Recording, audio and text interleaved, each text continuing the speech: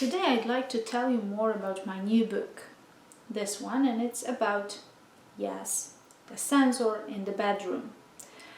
The main topic of my research here was the impact of the censors, the influence of the censors on family matters.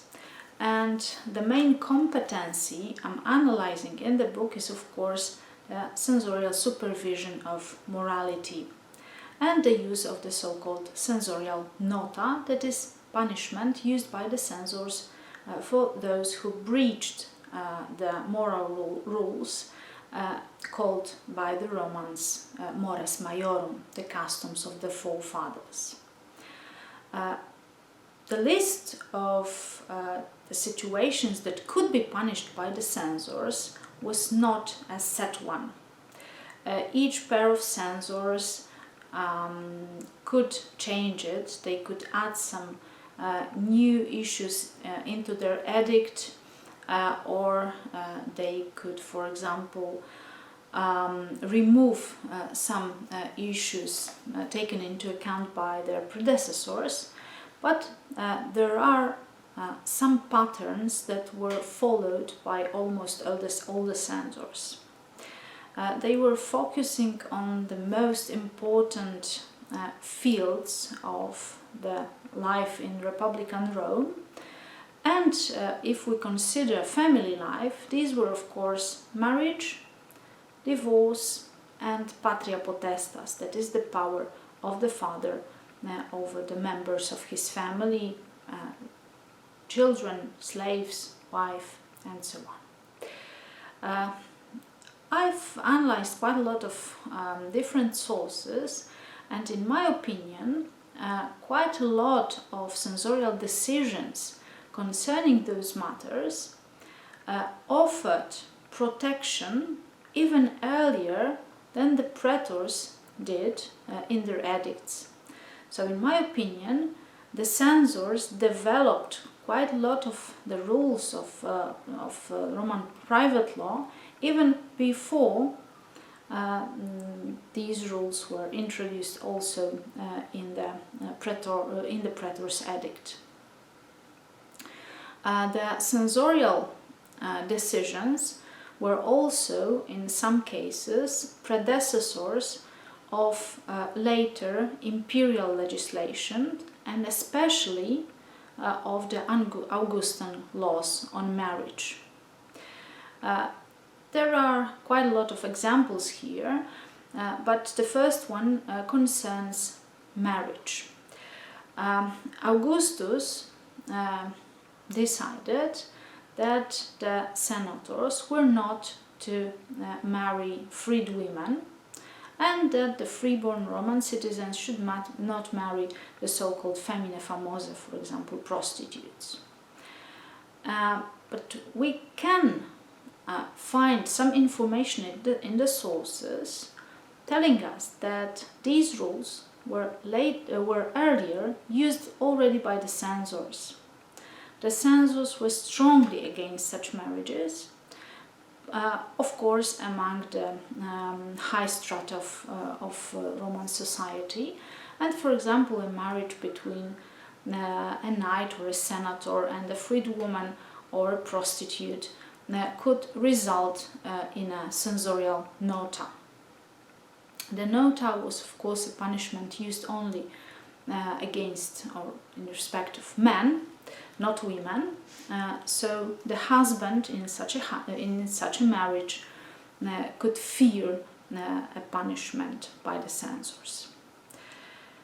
One of the most interesting issues that I've analyzed was the problem of divorce. This problem was probably regulated already in the most archaic Roman law. The sources tell us about the law of Romulus, who introduced causes of divorce that could justify the so-called repudium, that is unilateral divorce performed by the husband. And these causes of divorce were then recurring in different source texts, and most of them feature also the censors. There was one very notorious case of divorce during the Republican period. The source is dated to the year 230 BC, and it was the famous divorce of Spurius Carvilius Ruga. We do know that this was not the first divorce ever in Rome, as some of the authors claim, but it was first to throw away all the rules used before. That is, Spurius Carvilius Ruga divorced his wife on the grounds of sterility. So the causes introduced by Romulus, which were adultery, poisoning or abortion, and drinking wine, did not feature in this case. However, Carvilius used a very cunning way to make the censors accept his divorce. That is, he pleaded that during the census he made an oath. He promised that his marriage was contracted for the purpose of having children, liberorum procreandorum gratia. And that is why he put the censors in a most awkward situation. That is, the possibilities they had, the alternative they were faced with, was either to punish him for this divorce and admit that marriage was not contracted for the purpose of having children, or leave him unpunished, and by this allowing people to divorce for other causes than those enumerated in the Mores Maiorum, no matter whether it was Romulus who introduced these rules or not. The situation was really very hard.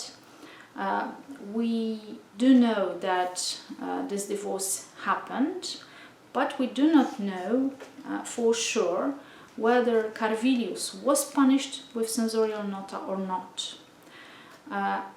We can be sure that the people didn't like his decision, and that the censors also didn't like his decision. And there are some hints in the sources that allow us to suppose that one of the censors wanted to punish him with the nota, but the other interposed his veto, his intercessio, and that is why Carvilius's divorce was left unpunished. And this is the moment in which we are faced with a new situation. A divorce is from now on possible also on other grounds, not only those enumerated earlier in archaic law, but the censors remain interested. They are still trying to supervise divorces, and we've got quite a lot of source texts telling us about possible problems concerning divorce.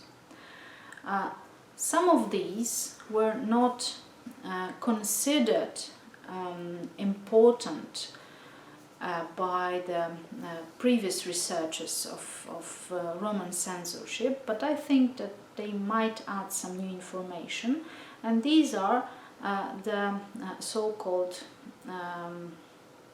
declamations, that is rhetorical exercises from the times of early Principate. These exercises are, well, absolutely fictitious.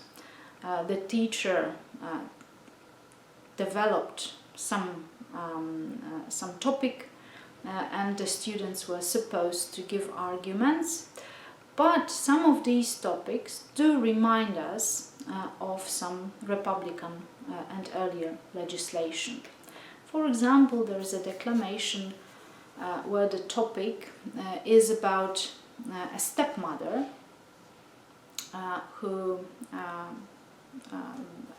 about a woman who married again and became a stepmother of the children of her new husband from his previous marriage, and she drank something that is called by the author medicamentum sterilitatis. That is some medicine that caused her sterility, and he divorced her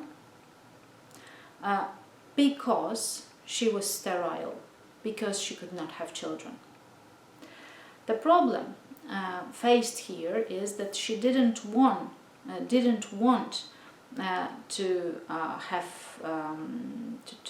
have any more children. She didn't want to become a bad stepmother for her stepchildren. She simply wanted the situation to be as it was at the beginning of their marriage. And because the man already had 3 children, she thought that there was absolutely no cause, no reason for having any new children. But her husband divorced her, and she was pleading her cause in this rhetorical exercise.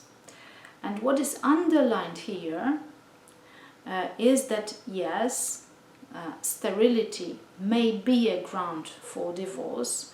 So this recalls the famous case of Carvilius Ruga, but that in this situation the woman didn't do anything wrong, she didn't cause any harm to her husband, and she was only protecting her stepchildren.